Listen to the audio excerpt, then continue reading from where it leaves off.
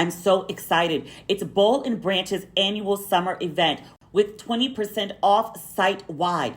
This makes it the perfect time to upgrade your bed with natural layers made for your exact comfort and temperature preference. Get the best savings of the season during Boll and Branch's annual summer event. For a limited time, you can get 20% off site-wide plus free shipping and a free gift with qualifying purchases at bollandbranch.com/ratchet. That's Boll and Branch, BOLLAND, branch.com/ratchet for 20% off and a free gift. Exclusions apply. See site for details. Today's episode is brought to you by Angie. Angie has made it easier than ever to connect with skilled professionals to get all your jobs and projects done well. Let me tell you, there's the version of it where you try to do something at home, and then there's a version of it where you have someone help you, you watch them do it the right way, and you go, thank God I didn't try to do that myself. I have fully done things around the home that I think look good, and then a bang in the night, and I wake up to a shelf collapsing, a painting falling off the wall.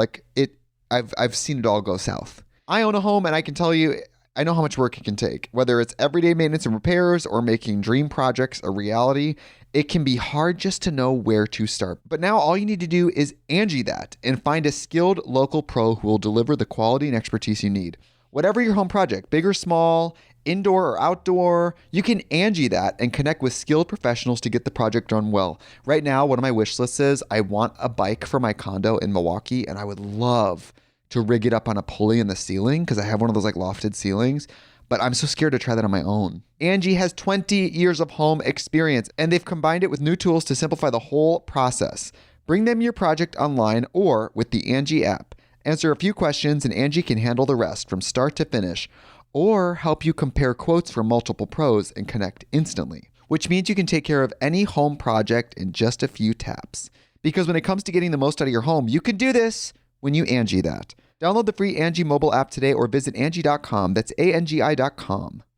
Angie has made it easier than ever to connect with skilled professionals to get all your jobs projects done well. I absolutely love this because, if you own a home, it can be really hard to maintain. It's hard to find people that can help you for a big project or a small.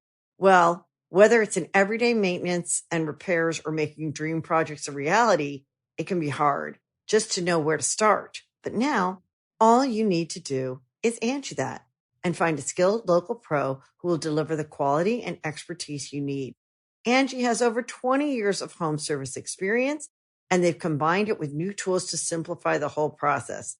Bring them your project online or with the Angie app, answer a few questions, and Angie can handle the rest from start to finish. Or help you compare quotes from multiple pros and connect instantly, which means you can take care of just about any home project in just a few taps. Because when it comes to getting the most out of your home, you can do this when you Angie that. Download the free Angie mobile app today or visit Angie.com. That's ANGI.com. Ladies and gentlemen, boys and girls, and those who don't identify as either, you are listening to Ratchet and Respectable from the Birds.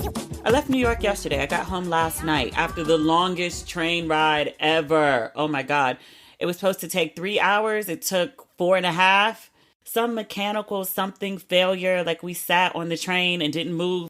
Very much enjoyed New York. I stayed at the Virgin Hotel in Nomad on 30th and Broadway. Might be my new favorite hotel. They put me on the 36th floor. I think is their top floor. They gave me a corner room, so I had a little more space than you might usually get in New York. But the views, some of the most beautiful views I've seen of the city. I could see sunrise on one side and sunset on the other. I slept with my windows open. I'm sure the people across from me could see me in all my Black American glory. I hope they enjoyed the view because I did. They had 4 days of looking at my ass. Hope they liked it. Loved New York. 4 days was just enough. I recorded, last Friday? I told you about going to see Rustin. On Friday, I got up. I met one of my, technically a friend. I call him my cousin, Jason. And I always make sure to spend a day with him when I go to New York. We do a good run through Brooklyn for old time's sake. I met him at the Brooklyn Museum. I was late as hell. I decided to take the subway because of the time of day. I figured it was faster than trying to take a cab. It's also $50 to get from Broadway and 30th to Brooklyn Museum. It used to be $50 to go from Brooklyn to 125th. I'm like, now $50 only gets you to 30th? Okay, New York. Got lost on the subway, which I was embarrassed as a former New Yorker. I lived in this city for almost 20 years, like literally 17 years. I have been dying to get to Brooklyn Museum to go to the African fashion exhibition, which was really, really, really good. Very comprehensive, very big. It took me maybe 90 minutes to get through the whole thing. That's how much stuff they have on display. Not just clothes, also accessories, but also influences on African fashion, like the end of colonialism for a bunch of countries all at the same time in the 1960s. Also big entertainers that popularized African fashion. A lot about wax prints and fabrics. It was really, really, really good. I would say they gave the African fashion exhibit the Dior treatment. Remember I went to see Dior at the Brooklyn Museum and I could not stop talking about it. I was like, this is one of the best fashion exhibits I've ever seen. The curators did an amazing job. I mean, obviously they can't capture everything, but they captured a whole lot. It's definitely worth a visit if you haven't been to see it yet. Also, there's a robe on exhibit in the African Fashion Museum. And I was like, are you serious? I bought that robe when I was in South Africa. It's a very expensive robe. It's like the equivalent of a Versace robe, but it's a South African designer. But literally the day before I left, I went and bought that robe. I went to my friend's house and she was still getting dressed when I got there and she had the robe on or a version of it. And I was like, I love that. Where is that from? You know, every time I go somewhere, I try to get like a piece of jewelry, piece of art when I can, a good piece of fashion, something that'll last a while, a good like artsy piece of fashion, not just something just to have something. But that's my piece from South Africa. But it was really on display in the museum. And I was like, seriously? Also at the Brooklyn Museum, my timing could not have been better. There's a Spike Lee exhibit that just opened, I want to say last week. Spike Lee has been safekeeping a series of treasures. He's a collector, which I don't think I knew, but I'm not really surprised by. But Spike Lee has been collecting or buying up everything of pop culture significance in his lifetime, everything that's had a great influence on him, a whole bunch of keepsakes from all the art that he's made, and he's made an extensive bunch, like the movies, the documentaries, all of that, and sports memorabilia. Anybody who knows anything about Spike Lee knows that he's obsessed with the Knicks for sure, boxing as well, baseball as a whole, but particularly Black athletes. So he has tons of memorabilia, Black musicians, tons of stuff. Everything from one of Prince's guitars, one that was shaped like a symbol, rare images of Black entertainers, Black icons from the 1960s. Actually, let me go through my phone. I took a bunch of pictures. I'll read you off some of the stuff that's there, or the stuff that stood out enough that I took pictures of it. Also, random artifacts from, is pre-civil rights accurate? I'm thinking of signs for colored only, plus racist memorabilia. He's got a lot of stuff with blackface imagery on it. I'm scrolling through. He's got vintage movie posters from the blaxploitation era. He's got a lot of Black art. He's got a wanted ad for Angela Davis, which is sitting below Angela Davis on the cover of Time magazine years later. I was like, that's a testament of just keep living if ever I saw one. Like, literally, you go from being wanted by the FBI to the cover of Time magazine. Life. I'm scrolling through my pictures now. Unsurprisingly, but still, like, I completely freaked out when I saw it. Do you remember the Letterman jackets from school days? The ones with G5G, he has those. There's tons of memorabilia from his movies. Tons of memorabilia from the Knicks. Also lots of stuff about hip hop too. He had a bunch of Biggie stuff. Remember a couple years ago, New York had the Metro cards with Biggie on them? He has those. There's a bunch of original records. He has Aretha Franklin's gospel album, Amazing Grace. I wonder if my father has that. He might. There's so much stuff. And going through the museum, it took me 2 hours to get through the exhibit. And I went through at a medium pace. If I was there alone, I probably would have been more leisurely about it. I would have read every caption and I would have overanalyzed every picture. And the thing that I kept thinking, and I also asked my friend, where did he keep all this stuff? Like, is there a warehouse where Spike Lee just like collects all this stuff and just keeps it? I just want to know where all this stuff has been. And I'm sure this isn't everything. This is just the stuff that he was just like, okay, like, sure, like, I'll display it. But I'm sure he kept certain things back. But I'm like, where are you keeping all this? If he lived in the suburbs, I probably wouldn't ask. But I'm like, you live in New York City. Where's all this stuff been? All this time. The other thought, a lot of this stuff, I would say maybe half of it he purchased. And I mean like spent big money to get. He has baseball bats and jerseys from the Negro Leagues. So clearly he paid a pretty penny for that. He has movie posters of great movies that were an inspiration to him as an artist or that he just enjoyed. He paid a pretty penny for those. Some of the artwork, the vintage photographs of the black icons, he paid good money for that. The Knicks jerseys, things like that. He might have actually been given a few of those because a lot of them are signed by the players. Paid good money for that. Okay, outside of that, I would say like that's half the exhibit. The other half is stuff that happened during his lifetime and he had seemingly the good sense to tuck it away.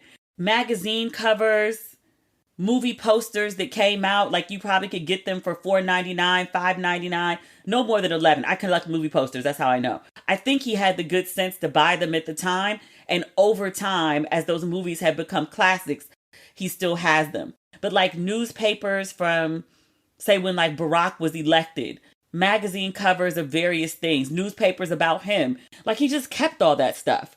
Now, some people would be like, sir, you're a hoarder. It made me think about being more diligent about collecting culture. Like I sort of do it already. Every magazine that I've ever written for, I've saved at least one, maybe two copies. All the magazine covers or the magazines that were a really big deal to me, I still have. All the Honey magazines, I have them. All the Suede magazines, I have them. All like the big Vogue covers of any country. Do you remember like 10, 15 years ago, Italian Vogue started doing an annual Black girl issue, kept all of those, kept every Vogue with Michelle Obama, Beyonce, or any like major Black girl on the cover. I have all of Lupita's covers and Rihanna's from most major magazines. Like I keep stuff like that. But after seeing that Spike Lee exhibit, I was like, yo, I'm going to be more mindful of keeping and then also more diligent about collecting. Like I just mentioned, I do movie posters already, but some of them are rolled up, tucked into like one of those cardboard scrolls in the basement or in the attic. I was like, should I put this stuff somewhere for safekeeping? I mean, God forbid there's a flood or a fire. After we left Spike Lee, we actually had to go get something to eat because neither Jason nor I had food. We were both becoming grumpy. I have a favorite restaurant in Brooklyn. You know, I like to eat bowls of food. They have this salmon skin bowl that is absolutely amazing. Like, I love it.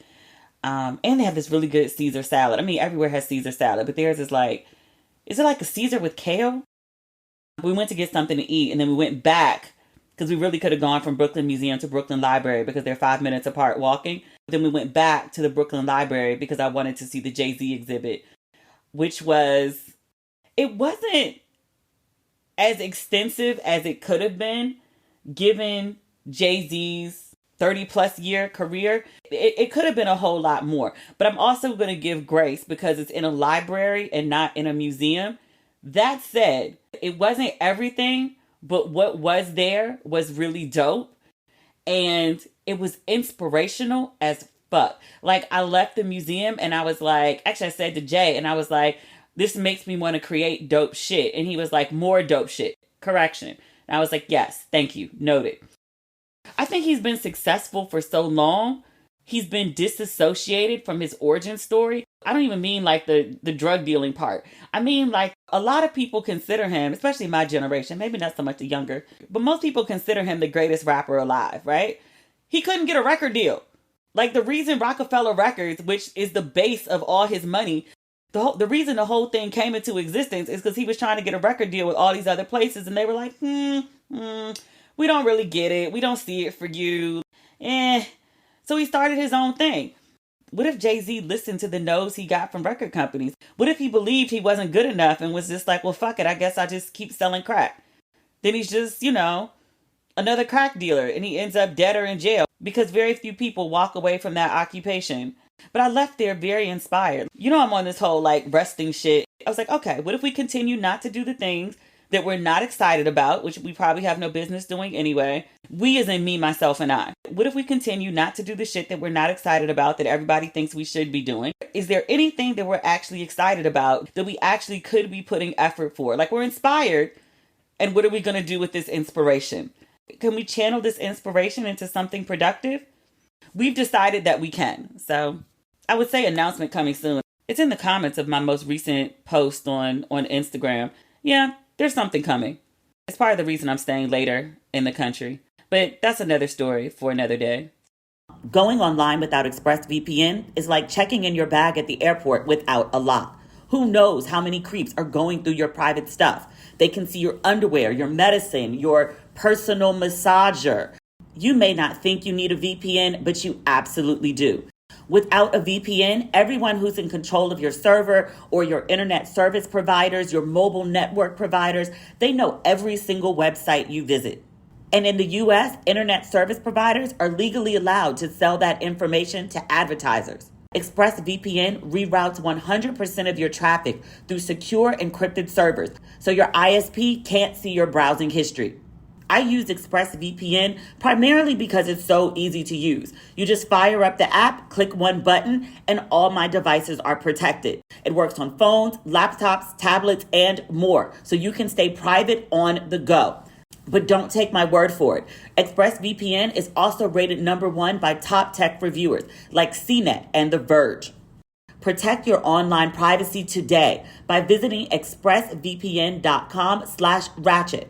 That's expressvpn.com/ratchet. And you can get an extra 3 months free. expressvpn.com/ratchet. Summer should be fun, not financially stressful. With the Chime Secured Credit Builder Visa credit card, it's easy to start building credit with everyday purchases and regular on-time payments with no annual fees or interest. And if your credit scores grow, so could your opportunities for lower rates on loans, like for a car or home. Chime Credit Builder Visa credit card has no annual fees, interest, or credit check to apply. And you can use it everywhere Visa credit cards are accepted. My favorite thing about Chime is access to more than 60,000 fee-free ATMs. That's more than the top 3 national banks combined. And you can find one near you with the Chime app. I love how easy Chime makes it to access your money and to build your credit. With Chime Secure Credit Card, you can improve your credit scores all summer long. Get started today at chime.com/ratchet. That's chime.com/ratchet. Chime feels like progress.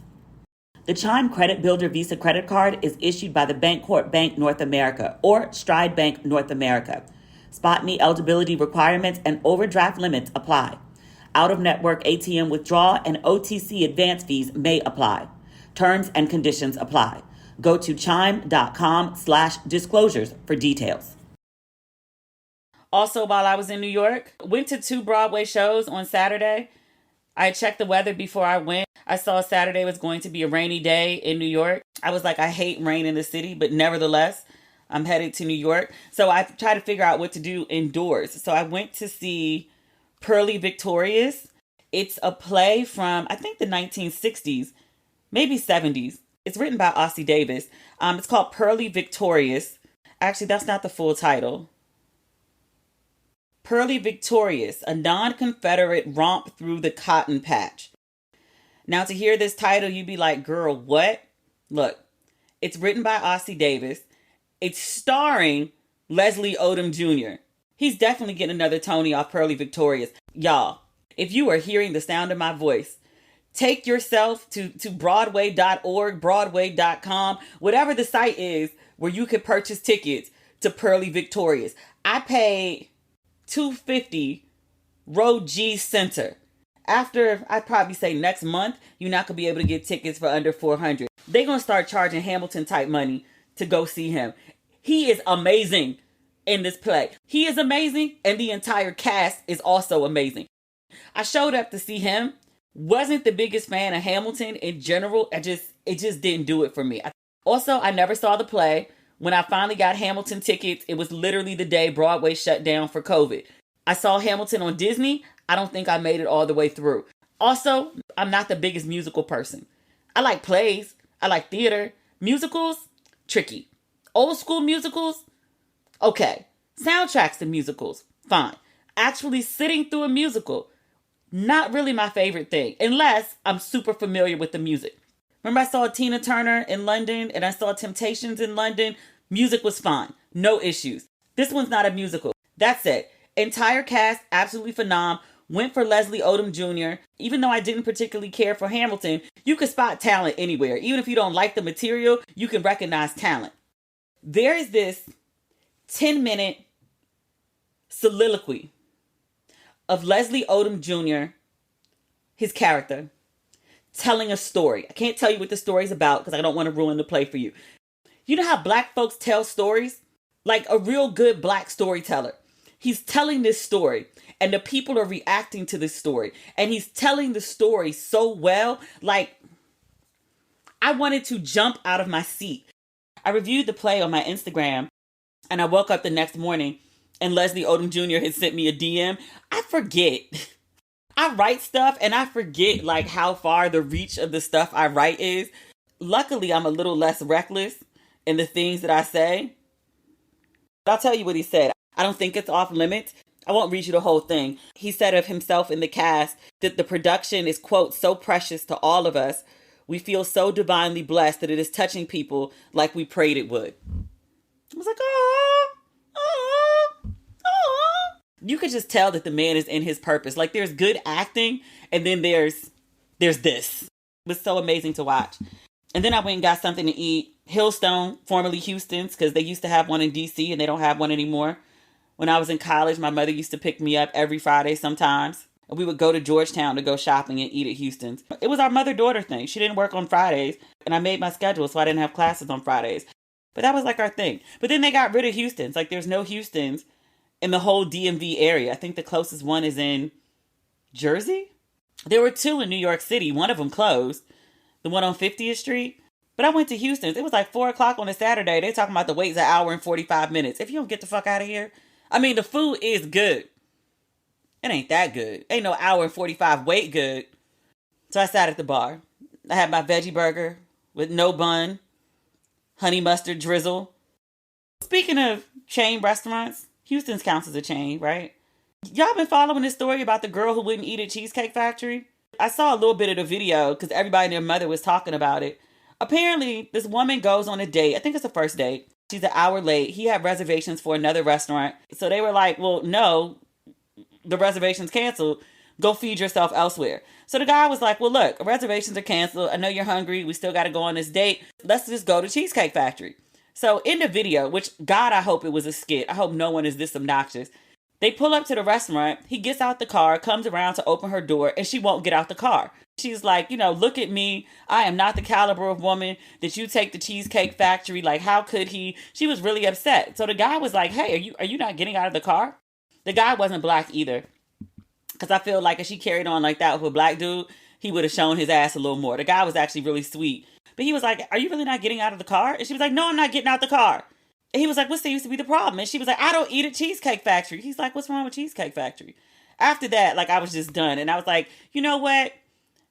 Everybody is entitled to have their standards, to eat where they want to eat, to not be impressed by things that they are genuinely not impressed with.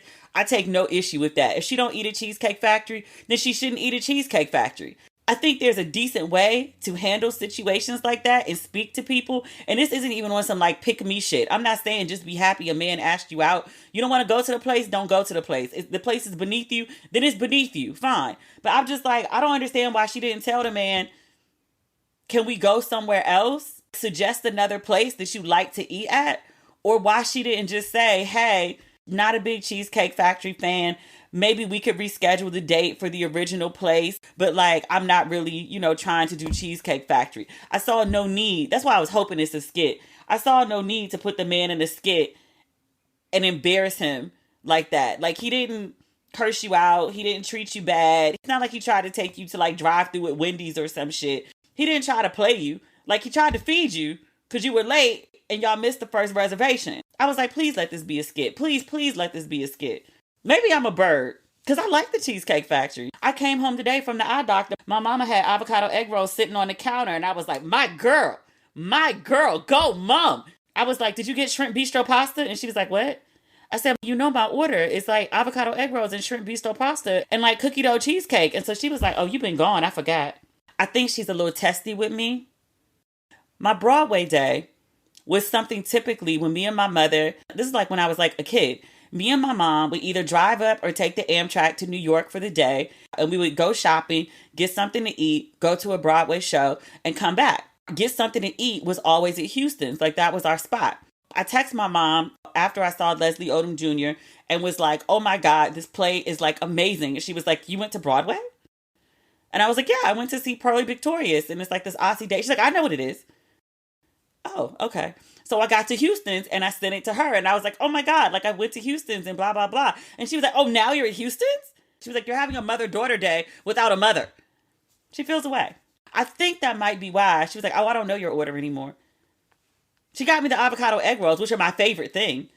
But my shrimp bistro pasta, I was like, that girl who was mad at Cheesecake Factory, I was like, girl, have you never had the shrimp bistro pasta? That's good eating. She really could have had some cookie dough cheesecake and some rosé and lived a good life. I mean, it would be fine for me. She said she don't like it. She don't like it. I'm not mad at her for not liking it. I'm just mad. She was very rude to old boy. If he act like a dick, match energy, no issue. But he was really sweet. And I was like, I don't see a need to be rude to people when they're really sweet. I ain't saying you got to eat the Cheesecake Factory. I'm not saying you got to go on a coffee date, which I don't advocate for. Just whatever. I think that's cheap. But if you want to go, go. That's just my thing. That's my line in the sand. I don't coffee date. You want to get to know me? We can have a phone conversation. You want to get to spend time with me? Ask me on a proper date. Men who are actually like remotely into you, who actually want to get to know you, have no issue planning a date or spending money on you. They like it, in fact. I could tell you about some things, but I had to stop talking about the people I date to y'all. Because people just run and make all sorts of wild, grossly inaccurate assumptions. And I'd be like, where y'all get this shit from? Y'all be watching too much Tyler Perry or some shit. It ain't no damn coffee dates. They actually plan shit. Or they just tell me to plan it and they pay for it. The niggas that ask you on coffee dates don't really like you. Just FYI, they're wasting their time and yours. Stop dating people who are only mildly interested. You'll have less experiences, but the ones that you have will be of higher quality. That's my big sis, older cousin, auntie advice that I'm giving today. Oh my God. Sidebar. I went to the optometrist today. I thought the last time I had been was, this sounds really bad, stay with me, was 2019. They were like, no, it's 2017. So I have the same glasses from 2017. I get there. There's a young black woman who does like the pre-test, the one where they blow the puff in your eyes, all of that stuff. She says, do you have your glasses with you today? And I said, in fact, I do. So I pulled my glasses out of my purse and she said, what are these? I said, what's wrong with my glasses? They're very beautiful glasses. They're camo frames. They're of high quality. And I think they're really cute. She was like, I'm sure they were cute in 2017. She's a young girl, like her early 20s. She still speaks with her baby voice. She doesn't speak with her bass yet. And she was like, no, you can't wear these glasses. She was like, you're too cute to wear these glasses. I was like, you really don't like my glasses? And she was like, no, these are auntie glasses. She was like, you're cuter than this. You need more modern frames. She's like, you have this beautiful hair. You have this beautiful face. She was like, you don't look like auntie. But when you put these glasses on, yes. I'm so excited. It's Boll and Branch's annual summer event with 20% off site-wide. This makes it the perfect time to upgrade your bed with natural layers made for your exact comfort and temperature preference. Get 20% off site-wide and save on bestsellers like Boll and Branch's signature hemmed sheets. They feel buttery to the touch and are super breathable, so they're perfect for both cooler and warmer weather. I love Boll and Branch. As soon as I got my sheets, just rubbing them, I knew they were going to be my favorite, and they are. They are silky soft to start, and they get softer with every wash. If you're ready to try Boll and Branch's signature sheets, don't worry. They have a 30-night worry-free guarantee, which means you can wash, style, and sleep in their sheets for an entire month. If you don't love them for any reason, you can send them right back with free returns on all U.S. orders. Get the best savings of the season during Boll and Branch's annual summer event. For a limited time, you can get 20% off site-wide, plus free shipping, and a free gift with qualifying purchases at bollandbranch.com/ratchet. That's Boll and Branch, BOLLAND, branch.com/ratchet for 20% off and a free gift. Exclusions apply. See site for details. Hi, I'm Angie Hicks, co-founder of Angie. When you use Angie for your home projects, you know all your jobs will be done well. Roof repair? Done well. Kitchen sink install? Done well. Deck upgrades? Done well. Electrical upgrade? Done well. Angie's been connecting homeowners with skilled pros for nearly 30 years, so we know the difference between done and done well. Hire high-quality, certified pros at Angie.com. So I looked at some other frames and I found a pair that I liked.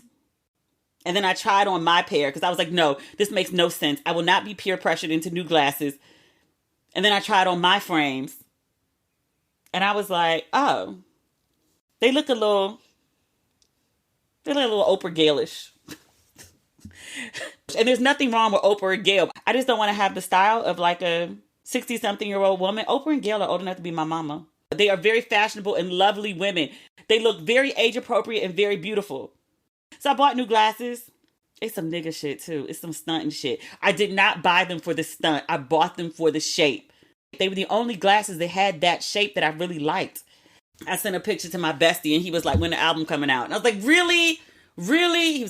That's not the point. The point is, I went to see Jaja's African hair braiding. It's very rare that like a Black woman playwright is on Broadway. The playwright is Jocelyn Bio. I'm like 98% sure that she also wrote Schoolgirls or the African Mean Girls play. I saw that one when I was in London too. And it just dawned on me when I was watching Jaja's. I was like, there's something about the cadence and the rhythm of it. And I was like, is this the same chick? It is. Both of them were phenomenal in different ways. The same way I said, get thee to a theater for Pearly Victorious, get thee to a theater for Jaja's African braiding. It's really, really good. If you've ever sat in an African braiding salon, if you've ever gone to a Black beauty salon anywhere, it's all the same drama, slightly different characters, different origin stories, but it's all the same people. Black women are Black women are Black women. Very different than Pearly. And also, in addition to, extremely well written, funny as hell, and a great, great storyline with a twist that I didn't see coming. And I don't want to tell you anything about it because I went in completely blind. I don't want to ruin it for you in any way. But really, really, really, really, really, really good. It's very much an immigrant experience and it encompasses the African diaspora. Mine is Brazil because they speak Portuguese. So they often get left out of the discussion. Also, one day remind me to talk about the difference between immigrants and expats. I mean, there really is no difference. But who gets labeled immigrant versus who gets labeled expat and the difference in how they're treated is very, well, it's a conversation worth having. I should probably have it with somebody else. What else is on our list? Oh, I went to the Sherry show yesterday. One of my really, really good friends, John Murray. John has been on the show at least 2 times, maybe 3. But John is now the EP, or has been for a while now, for the Sherry Shepherd show. He and Sherry have been besties for like 20 some odd years. But I hit up John. I ran into him at the D Nice show a couple weekends ago at the Kennedy Center. But I told him I was coming to New York and I was like, I want to come to Sherry. So I did. It was really, really good. I don't have much to compare it to because I think it's my first time being like in a talk show audience. I used to do daytime TV all the time, but I was like on the couch. I wasn't in the audience. It's freezing. I don't think it was 60 degrees in that studio. I think it was more like 50. The music was hella loud, like club level loud. You know, on daytime TV, everyone's like super peppy and super energetic, like, because it's morning. I think they freeze in the audience and like blasting the bass to keep everybody like awake and energetic. My mom watched Sherry. She was like, I saw you standing up clapping and dancing. And she was like, that's not really you. And I was like, it was cold. I had to keep moving. One of the segments was Chef Kwame. He's a celebrity chef. He was on one of the big cooking shows. Was it Top Chef? I don't know. I don't really watch the cooking shows like that. I'm like, I could look at you prepare the food, but I can't like eat it. Like, how do I know if it's good? I mean, the judges can tell me if it's good, but like, I want to taste it for myself. I'm just not like a big like cooking show type person, but it's a huge market. People love that shit. And also, I didn't realize it until after I posted about it. He used to have a restaurant when the Wharf in DC first opened. He used to have a restaurant there. It didn't stay open very long, but I did go once and the food was absolutely amazing. It had a great location. The restaurant was very sexy. Ambiance was amazing. You would stop by there. You never know who you would see hanging out at the bar. It was a really, really cute place. It just didn't last. And I don't think that's a reflection of him. For whatever reason, restaurants in that space don't tend to last. There's a really high turnover. That's not the point. The point is, Chef Kwame has a restaurant in New York. I think it opened late last year. New York Times named it, Tatiana's, the best restaurant in New York City. So the wait list for this place is at least 30 days. I've talked to people who are like, I've been trying for months to get a reservation, still can't get in. When I was hitting up my friends, telling them I was coming to New York, I wanted to do something and stuff and whatever. One of the people was Bevy. And I was like, what are we doing? When are we getting together? And she was like, well, have you heard of Tatiana's? And I was like, actually, yes, several people have mentioned it to me, but you can't get reservations for months. And Bevy was like, yes, it's very difficult. And I was like, well, I'd love to go, but like, how do we get in? Like, who do I call? Bevy was like, no, say less. I'll make a call. So she got us reservations Friday night, prime time. Same chef is on Sherry. I was like, I feel like, is this what they call serendipity? I was like, this man keeps popping up on my radar. The food is really, really good. Like I had the Branzino, it's like fried Branzino. And then there was like some fried okra. That's way too much fried food. But that okra was good as shit. I'm trying to think the other Sherry segments. What's the guy that just quit? The black guy? Daily Show. Roy Wood Jr. That's his name. He was doing Trevor Noah's old job, but he was doing it as a guest. But I guess he'd been doing it for a while and they hadn't hired him. They were still auditioning other people. So Sherry was his first interview after quitting.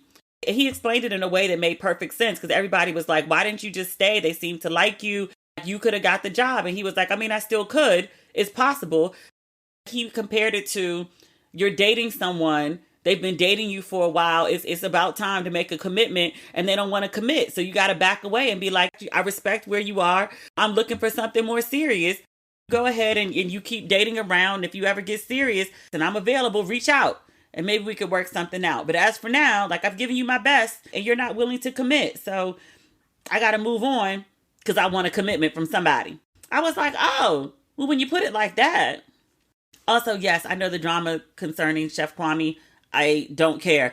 That food was fucking amazing. I'm like, sir, as long as you keep making the Branzino the way you do, date who the fuck you want to date. I'm taking the same stance Monique had about Jada Pinkett Smith. Monique was on some radio show this week and they asked her, you seen all the drama with Jada Pinkett Smith and all the things that people are saying about her and Will? They said, what is your take on Jada? And Monique said, it's not my business. And I was like, yo, keep this energy, Monique. Keep this energy. This is the energy we've been wanting from you. Because the commentary about the bonnets, that wasn't it. That wasn't the energy we wanted. The last comedy show, we're not going to talk about it anymore. We talked about it at the time. We're going to move on. That wasn't the energy that we wanted from you. This energy, this is good energy. This is the version of Monique that I would like to root for. I saw some folks say, they were like, Monique is so inconsistent because sometimes she says this and sometimes she says that. And I was like, what you call inconsistency, what you call hypocrisy, I see possible growth. This is when I wish I was filming the podcast. You could see me doing the growth signal. Remember the girl on Insecure, Kelly?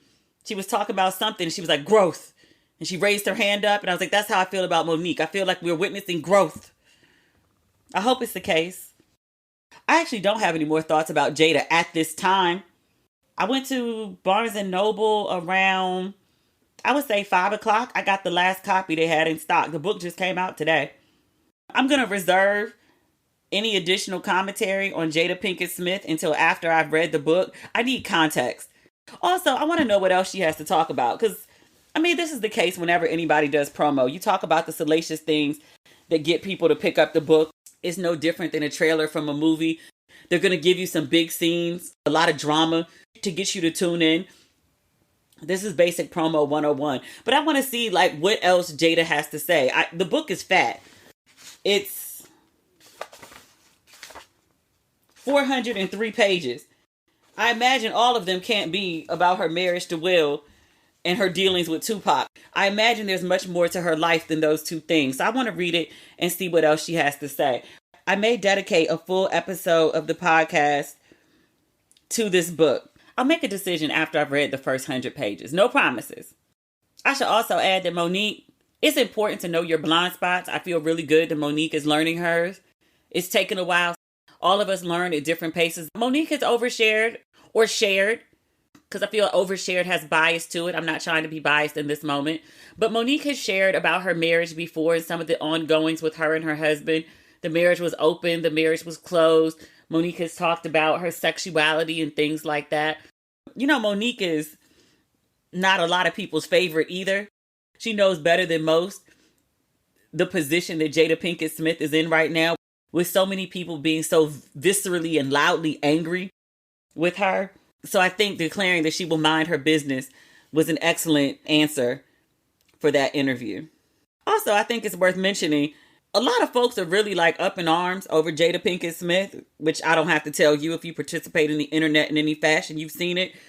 Will Smith seems not to give two fucks about this whole thing. He's done 2 different Instagram posts basically saying that he's in the middle of nowhere. One of them said notifications off. Meanwhile, his comments were on. But okay, somebody else could be posting for him. It's not like he doesn't have assistants.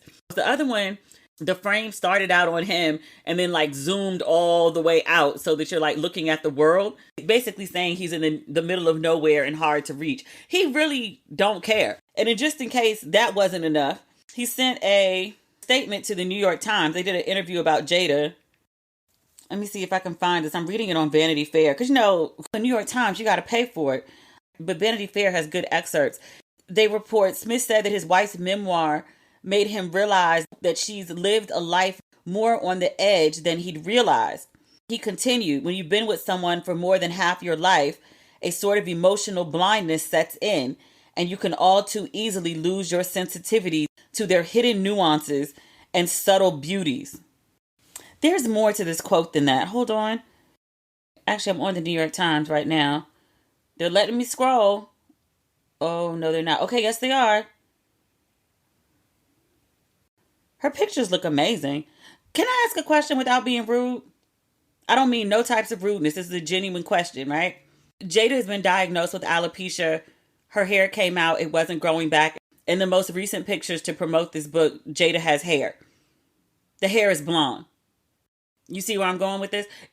I'm not a doctor. I'm not a cosmetologist. I am somebody who's bleached their hair on multiple occasions, professionally and like at home. I've had similar cuts to Jada off and on for most of my life, and on multiple occasions, I've bleached it platinum blonde. You can't get platinum blonde without bleach. Even with Olaplex or Opalex, whatever it's called, because I use that too. It's more gentle on your hair than just using like bleach without it, but it's still bleach on your head. It's a chemical. And with your hair that short, it's not like you're bleaching the ends and it's never touching your scalp. You're getting bleach on your scalp. There's no way around it. Is that healthy for alopecia? It would strike me as no. I'm sure she has the best people in the business, the best professionals working on her hair. And still I ask, is there a professional way to use bleach on your head when you have alopecia? A genuine question. Genuine question, because I don't know. Not a doctor, not a scientist, not a cosmetologist. Genuine question. It would strike me as bleach on your scalp would not be good for a condition like alopecia. But what do I know? Also, we were talking about this on my Facebook page. It came up in the conversation about the bleach and the alopecia. One of my readers asked, she was like, the body always keeps score. I wonder if Jada releasing this memoir and getting all this stuff that they've been keeping and hiding and pretending and facading and all of this, I wonder if that has anything to do with the alopecia. She and Will are trying to figure their things out, and she's hiding all these secrets, and her hair is gone. And now she's letting the secrets out and telling the world her truth, and now the hair is back. Do you think it's related? I was like, it could be. I got shingles during the separation. Then going through the divorce, I get sciatica. Finally divorced the man. I ain't had shingles or sciatica since. I really wonder if Jada's hair is related to the stress of whatever else is going on in her life.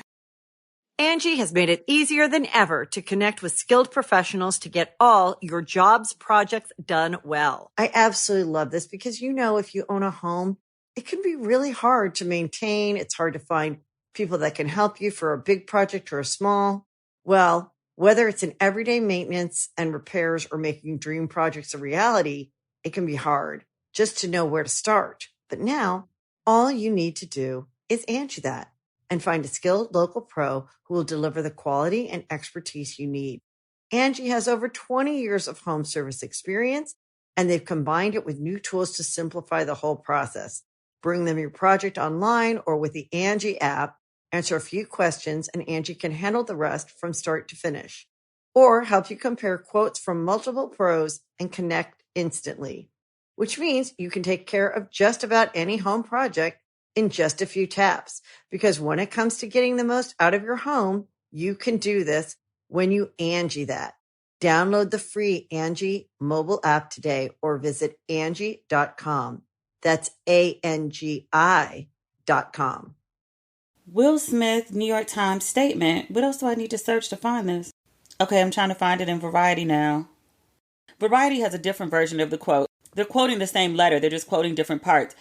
They say Smith expressed that Pinkett Smith's revelations about their marriage in her memoir, quote, woke him up. She is more resilient, clever, and compassionate than he'd understood. He talks about being with someone than more than half the life, emotional blindness. Variety also quotes, and you can all too easily lose your sensitivity to their hidden nuances and subtle beauties. I swear there was more to it than this. The quote that I'm trying to find is basically Will said that he would have acted different had he known what he realized about her after reading her memoir. You just now feeling like you're getting to know her? That's a hell of a blind spot, bruh. That's not the only memoir I picked up. I picked up Pinky Cole's book, Pinky Cole from Slutty Vegan. That used to be my first stop. Like as soon as I landed in Atlanta, I go pick up my car and drive straight to Slutty Vegan. But she has a book called I Hope You Fail. 10 hater statements holding you back from getting everything you want. The quote on the back of the book is, there are no limits. People used to tell me when I was growing up, the sky's the limit. She says the sky is not the limit. There's so much above what the sky can offer. She would know. And then I have Walk Through Fire by Sheila Johnson, formerly of BET. She was married to a man named Bob. Maybe you've heard of her. They, together, with investment money from Sheila, started BET. When she and Bob went their separate ways, she took half because she had put up the front money for BET. She is America's first Black female billionaire with a B. So she wrote a memoir of love, loss, and triumph. The DC circles are talking very much about it. Because, you know, we all go hang out at, what's her resort? I used to go out there for lunch. I might go out there while I'm here. I think she's building another one in DC. Why can I not remember the name of this resort? They got horses? Salamander. I think they're opening a Salamander DC. Or is it already open? It's a 5-star hotel. Apparently it is already open. Home to the renowned Salamander Spa, steps away from the nation's most cherished monuments. Oh, it's the former Mandarin Oriental. Okay, I know exactly where that is. But yes, I'm going to read Sheila Johnson's book. Am I remembering this right? Did she marry the judge that oversaw her and Bob's divorce? I'm reading the back of her book too. It says, these days, I'm a successful businesswoman, a happy wife, a mother and grandmother. It might look from the outside like I had it easy, riding the rise of Black entertainment television to a life of wealth and privilege. But believe me when I tell you, I had to walk through fire to get here. And after many years of staying silent, oh dear, I'm ready to reveal how it all went down, in hopes that my story might help other women who find themselves facing the fire too. Now I know a little bit about how it all went down. There have been DC stories for years. Last but not least, Nothing is Missing by my friend Nicole Walters. Nicole's been on the show before. She had a reality series about her family. I can't remember the network that it ran on. Was it Lifetime? But she came on Ratchet and Respectable then to talk about her show. But now she has a new book. It's a memoir. So many memoirs these days. Brittney Spears has one too. But a memoir of living boldly. So I know like a good chunk of this story because Nicole and I have been friends for a while. And we have dinners with wine when we're in the same city. Funny enough, we were just talking about Sheila Johnson. I met Nicole when I was out at Salamander for New Year's Eve. I was there with my cousin for the holidays and she was there with one of her friends. But we've had many brunches and lunches and spa dates since then. We talked a lot about life and living as women do.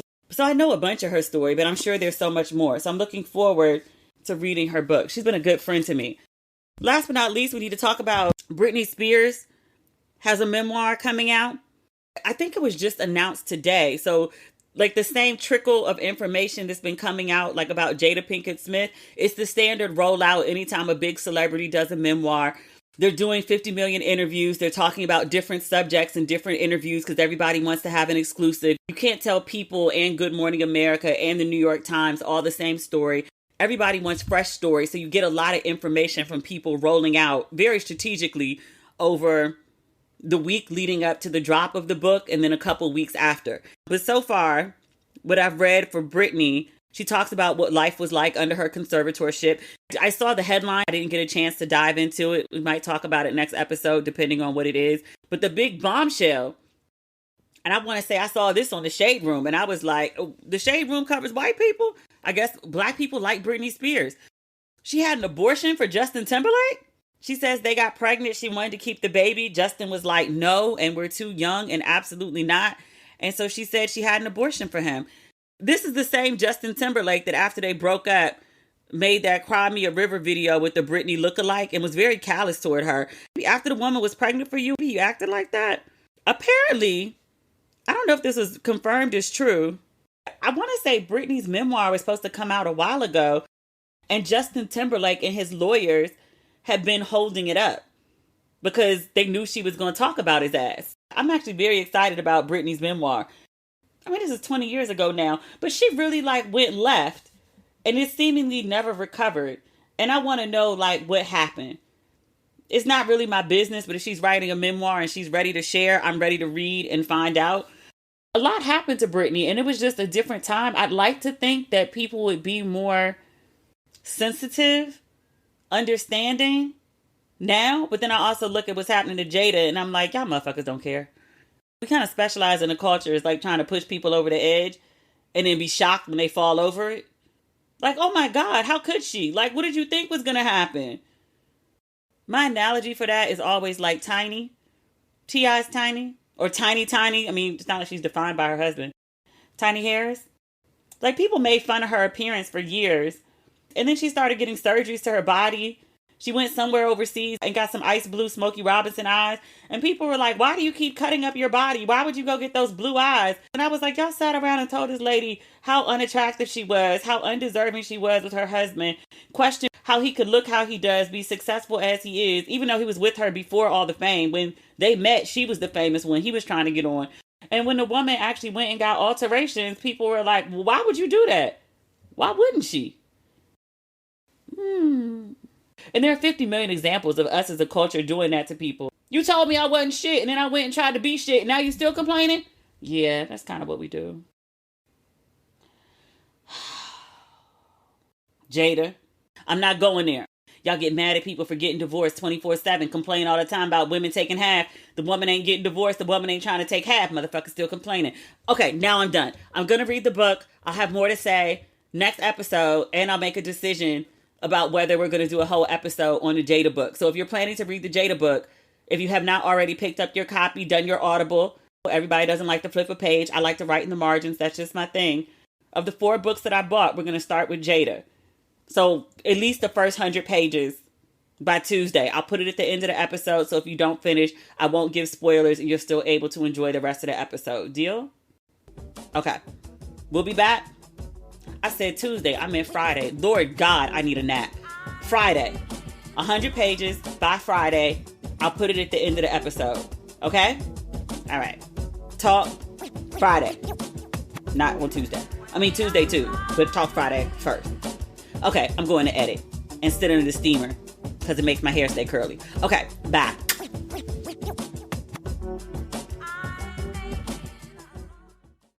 Today's episode is brought to you by Angie. Angie has made it easier than ever to connect with skilled professionals to get all your jobs and projects done well. Let me tell you, there's the version of it where you try to do something at home, and then there's a version of it where you have someone help you, you watch them do it the right way, and you go, thank God I didn't try to do that myself. I have fully done things around the home that I think look good, and then a bang in the night, and I wake up to a shelf collapsing, a painting falling off the wall.